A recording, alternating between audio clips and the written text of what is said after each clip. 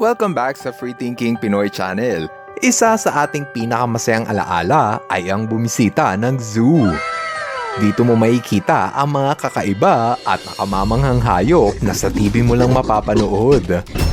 Pero paano kung isang araw sa loob ng zoo naganap ang makapanindig balahibong pangyayari na nakunan pa ng kamera?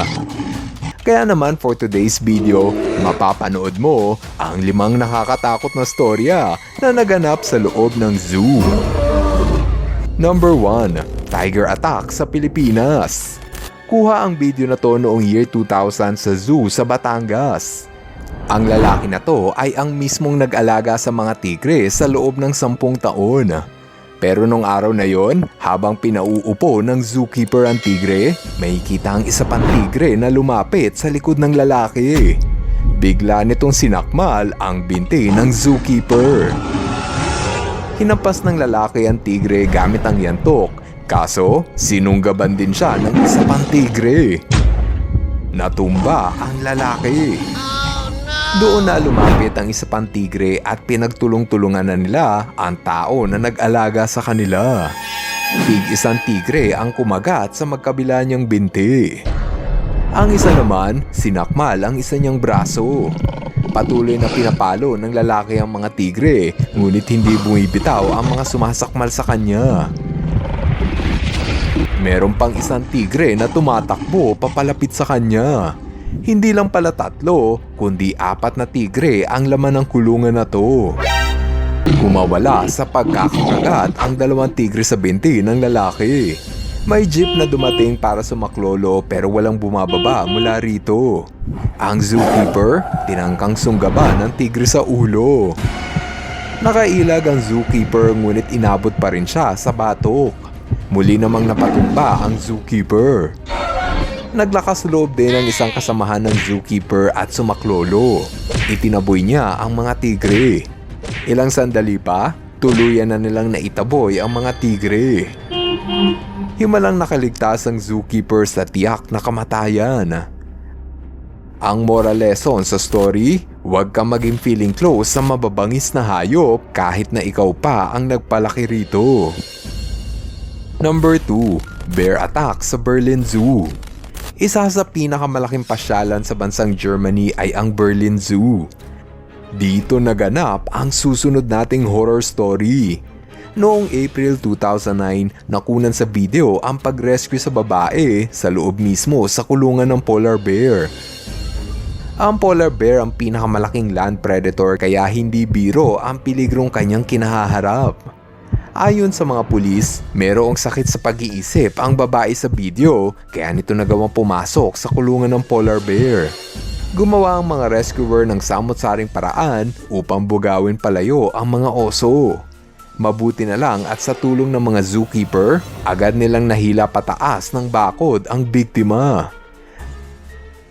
Agad din siyang dinala sa ospital upang ipagamot ang mga natamong sugat. Ang moral lesson ng story, huwag tayong lalagpas sa bakod ng zoo dahil para din ito sa ating kaligtasan. Number 3. Monkey Attack sa Brazil. Ang mga unggoy ang isa sa nakakaaliw na atraksyon sa mga zoo dahil meron itong cute na muka at para silang maliit na tao. Pero gaya ng mga tao, delikado rin ang mga unggoy kung magalit. Ito ang naranasan ng biktima na si Joao Leite dos Santos matapos siyang pumasok sa hawla ng mga spider monkey. Nangyari ito sa Sorocaba Zoo sa bansang Brazil noong November 2011. Ayon kay Joao, pumasok siya sa hawla upang makipaglaro sa mga unggoy. Napag-alaman ng mga rescuer na ang lalaking ito ay sobrang lasing kaya hindi nag-iisip ng tama. Kitang-kita na wala sa mood ang mga unggoy kaya kinagat siya nito sa braso. Dahil sa kanyang natamong sugat, napilitang lumapit si Joao sa mga rescuer. Agad naman siyang isinugod sa ospital. Ang lesson ng story, huwag kang papasok ng zoo kung ikaw ay lasing.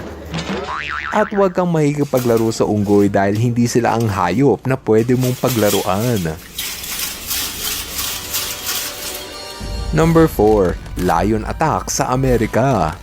Dito sa Bronx Zoo noong year 2019, naganap ang isang nakakabaliw na senaryo. Nakunan sa video ang babaeng tumawid ng bakod at tinawag ang atensyon ng leon. Kinakawayan niya ito na para bang gusto niyang lapitan siya neto. Sumasayaw-sayaw pa siya na parang nang aasar. Ayon sa mga pulis, kinasuhan ng trespassing ang naturang sospek dahil ang kanyang ginawa ay paglabag sa batas. Isa sa parusang ipinataw ay ang pagban o pagbawal sa kanya na muling makapasok ng Bronx Zoo. Pagkalipas lang ng 3 taon, muli itong nangyari. Sa pagkakataon na ito, nagsuot ng puting buhok ang babae upang hindi siya makilala ng mga otoridad. Kahit pinagbawal na siyang pumasok ng Bronx Zoo, muli siyang tumawid ng bakod at inulit ang kanyang ginawa. Nakasuot pa siya ng pulang bestida at may dalang bulaklak. I love him so much. Naghagis pa siya ng pera na parang nababaliw. Yung leon mukhang hindi natutuwa sa kanya. Ayon sa mga pulis, ang babae sa video ay si Maya Autry. Ginagawa daw niya ito upang dumami ang followers niya sa Instagram.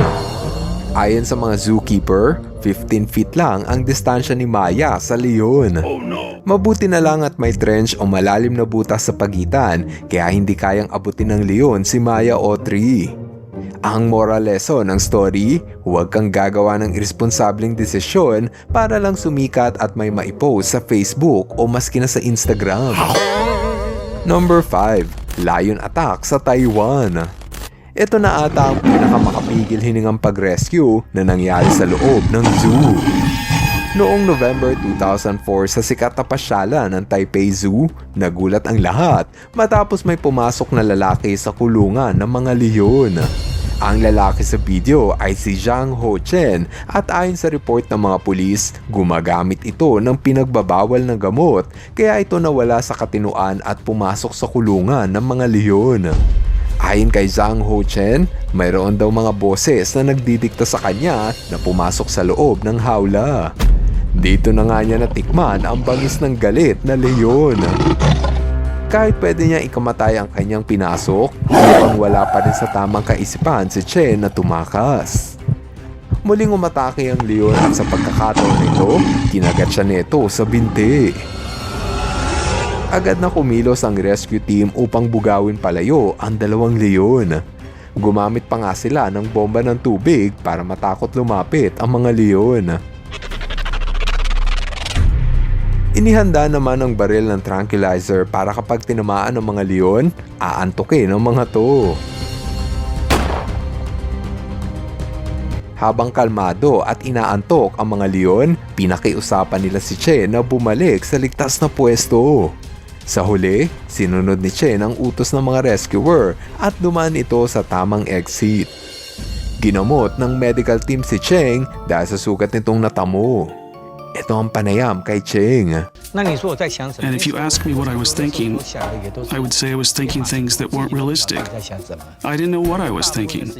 Dinala sa rehabilitation center si Cheng upang mabigyan siya ng tamang counseling at may tigil na niya ang paggamit ng pinagbabawal na gamot. Ang moral lesson ng story, huwag kang gagamit ng pinagbabawal na gamot dahil wala itong magagawang mabuti sa iyo. Ngayon, andito na tayo sa ating shoutout portion. Hello kay Turdy at sa pamilya Corod. What's up kay Sancho Sucre de la Cruz. Shoutout kay John, Rema Comendador, Kian Ray Tabige, Nicanor Cardoza, Ann Clarence Yorak, at sa honor student na si Francois Malik. Maraming salamat sa inyong panonood. Now see you guys in my next video. FTP viewers, thank you so much sa panonood mo na aking video. Kung nagustuhan mo ang video na ito, subscribe na sa FTP channel. Don't forget to hit the bell button para updated ka sa mga bagong videos. Paalam!